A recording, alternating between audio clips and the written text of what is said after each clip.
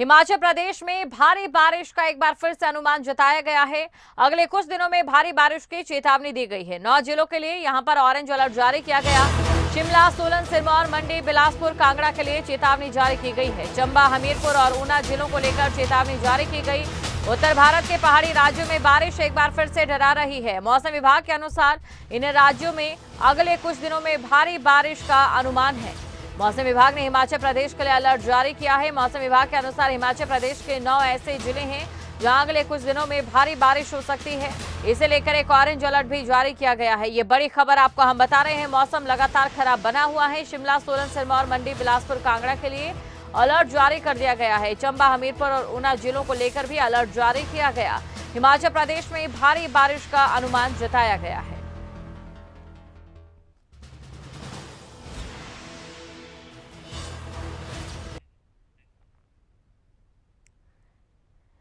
तो ये तस्वीरें आप देख सकते हैं। भारी बारिश की वजह से किस तरीके से मंदिर भी यहां पर डूब चुके हैं। नदियों का जलस्तर बढ़ चुका है।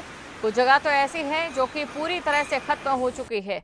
तस्वीरें आपके सामने हैं। लोगों के आशियाने बह चुके हैं। मौसम विभाग ने और क्या कहा ये भी आपको बता दें। ऑरेंज अलर्ट जारी किया गया है।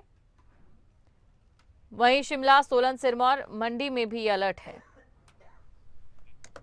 बारिशें रहेंगी और इन दिनों पे हमने ऑरेंज अलर्ट भी रखा हुआ है।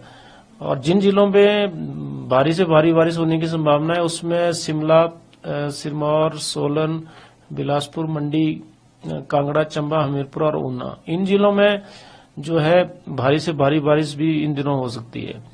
और उसके बाद फिर 28 तारीख के 29 के आसपास मानसून की बारिश में कमी जरूर आएगी। 3 से 4 दिन बारिश कम रहेगी, लेकिन बीच में बारिशें scatter to fairly wide spread हल्की बारिश तब भी रहेगी। लेकिन अभी 3 दिन जो है हमें फिर से जो है एक तरह से मानसून के भारी बारिश देखने पड़ेगी, खासकर जो लो और मिड हिल्स के जिले हैं वहां पे ज्यादा। और इसी खबर पर अधिक जानकारी के साथ शिमला से ब्यूरो प्रदीप ठाकुर हमारे साथ जुड़ चुके हैं। प्रदीप, इस समय जानना चाहेंगे आपसे कि जिस तरीके से लगातार मौसम खराब बना हुआ है, इससे हिमाचल प्रदेश के आर्थिकी पर, पर्यटन दृष्टि के लिहाज से कैसा असर पड़ रहा है? बागवानों के लिए ये मौसम कैसा देखा जाए? बिल्कुल दीक्षिका, देखिए जिस तरह से बारिश हो रही है और ऊंचाई वाले क्षेत्रों में रोजाना देखा जा रहा है कि हल्की बारिश का दौर चला हुआ है। और इसके साथ साथ फिर से एक बार अलर्ट जो है 28 जुलाई तक मौसम विभाग की तरफ से जारी किया गया है। तो कहीं ना कहीं परेशानियां इससे बढ़ रही है। और खासतौर पर अगर बात जो किसान बागवानों की बात करें तो इस वक्त सेब सीजन यौवन पर पहुंच गया है। इसके साथ बाकी भी जो फल प्रदेश में है, फल उत्पादन होता है, उसको भी मंडियों में पहुंचाया जा रहा है। सब्जियों का उत्पादन भी होता है। इस वक्त टमाटर का सीजन चला है। तो ये तमाम चीजें हैं। प्रदीप जी, बने रहिए आप हमारे साथ। और इसी समय हमारे साथ मौसम निदेशक सुरेंद्र पॉल जी जुड़ चुके हैं। सुरेंद्र जी, सबसे पहले आपका स्वागत करती हूँ। और जिस तरीके से देखिए ऑरेंज अलर्ट यहाँ पर जारी किया गया है, हिमाचल प्रदेश में मौसम लगातार खराब बना हुआ है। अभी मानसून बाकी भी है। इस मानसून को किस तरीके से हम देखें?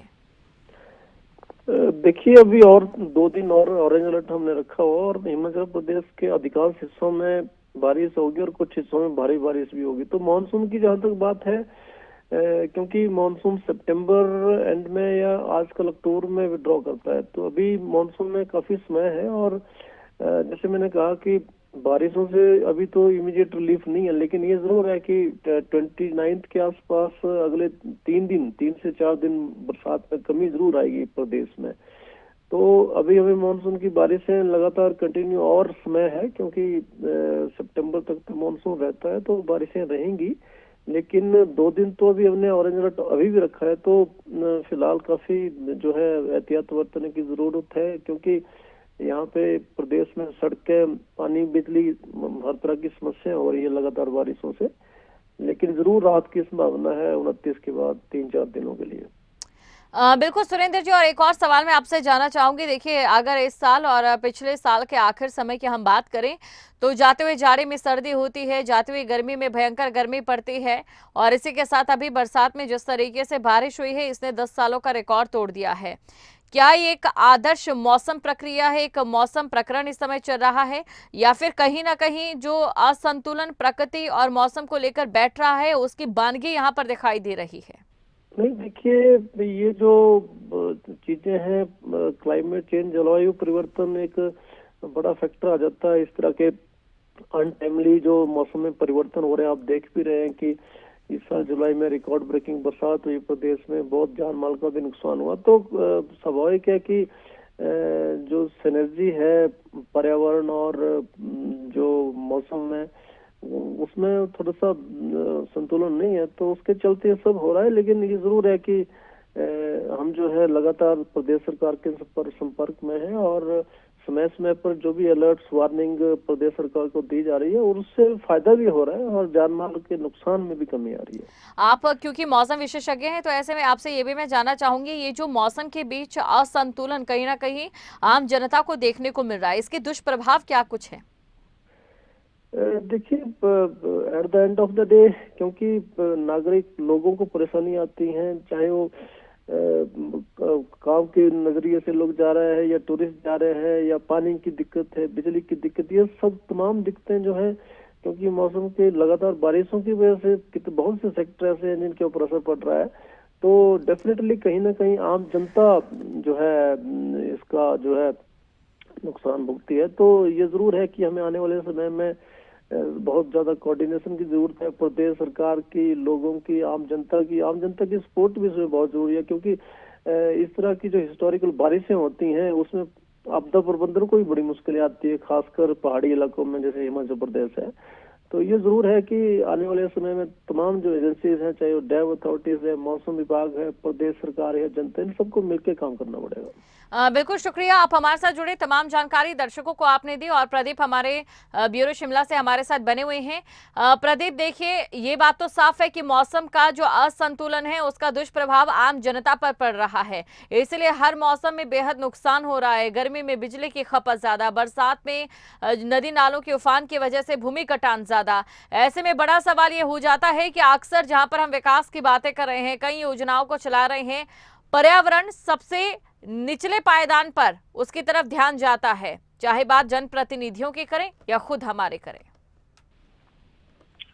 बिल्कुल, देखिए दीपशिखा, जिस तरह से पर्यावरण में असंतुलन है और उसके प्रभाव भी दिख रहे हैं और कई जगह इस बार देखा गया जैसे बादल फटने की घटनाएं हुई है और बाकी भी चीजें हैं, जो नुकसान हुआ है नदी नालों के किनारे जो लोगों ने घर बनाए थे, तो बहाव बढ़ने की वजह से और पानी का जलस्तर बढ़ने की वजह से बहुत सारा जो संपत्ति का नुकसान हुआ है। तो कहीं ना कहीं पर्यावरण का जो संतुलन है और पर्यावरण के साथ जो खिलवाड़ हो रहा है उसका नतीजा देखने को मिल रहा है।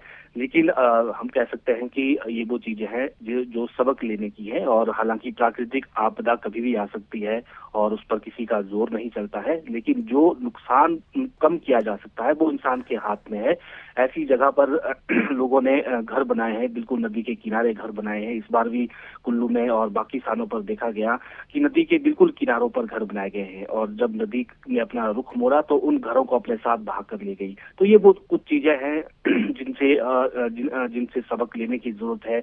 अवैध खनन का भी जिक्र हुआ है कि नदी नालों के किनारे अवैध खनन हो रहा है, उसकी वजह से भी जो नुकसान है वो बड़ा है। तो कहीं ना कहीं ये वो चीजें हैं जो इंसान को करने लायक हैं। लेकिन अब जिस तरह से प्राकृतिक आपदा आई है हिमाचल में और कुल्लू मंडी में ज्यादा नुकसान हुआ है, तो अब उससे उबरने का वक्त इस वक्त आ गया है और आगे के लिए सबक लेने का भी। जी बिल्कुल प्रदीप, और अक्सर ये विडंबना ही देखी जाती है कि हमें विकास भी चाहिए और कुदरत की महफूज छत्र छाया भी। बहुत बहुत शुक्रिया तमाम जानकारी को दर्शकों तक पहुंचाने के लिए।